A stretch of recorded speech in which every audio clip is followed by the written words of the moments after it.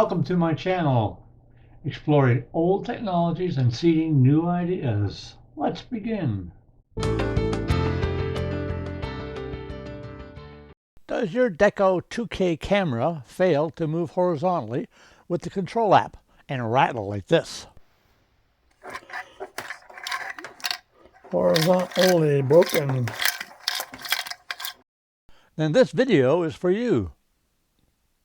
I purchased my Dekco camera in August of 2022, and once I figured out how to get it to register with my dual band rotor, it worked flawlessly through the winter. But sometime in the spring, it stopped rotating horizontally on command. I contacted the support team at Dekco, gave them my symptoms, and they rushed me a replacement within days. That was amazing support, without demanding a nuisance of shipping back the faulty camera. I offered to troubleshoot it if they would tell me how to open it, so that I could find out what was rattling around. Unfortunately, they ignored my offer to help and sent pictures, as there was no obvious fasteners to release the camera shell. I surveyed the outer shell and looked under all the labels, but nothing jumped out as a solution.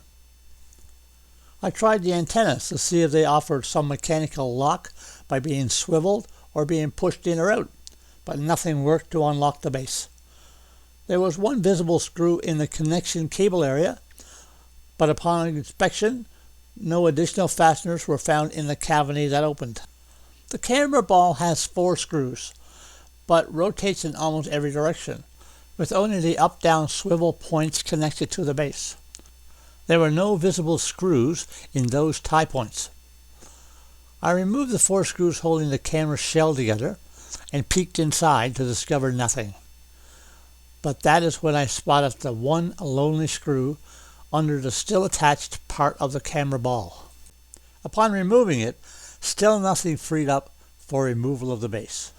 It was time to get more aggressive and pull on the camera ball joints, and that is when I discovered, with a little bit of pressure, the camera ball could be released.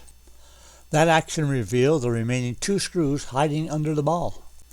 Upon removal, the rattly parts became obvious. A screw and a gear lie in the cavity underneath the rotation platform. I examined the gear and its counterpart, and there were no teeth missing or broken or worn. It was a simple matter to remount the gear and secure it with the screw. After reassembly, everything worked fine, and now I have 2 cameras.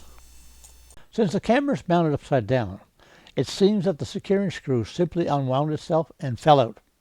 This resulted in the gear falling off and disabled the horizontal rotational capability. It seems to me that this fix will fail again in both the replacement unit and the original, unless there has been a modification to the design. So my last step has to be to discover if the camera ball can be removed without disassembling it. With the camera positioned as shown, with the barcode facing you, releasing the left side is easy. Now the critical 3 screws are visible again.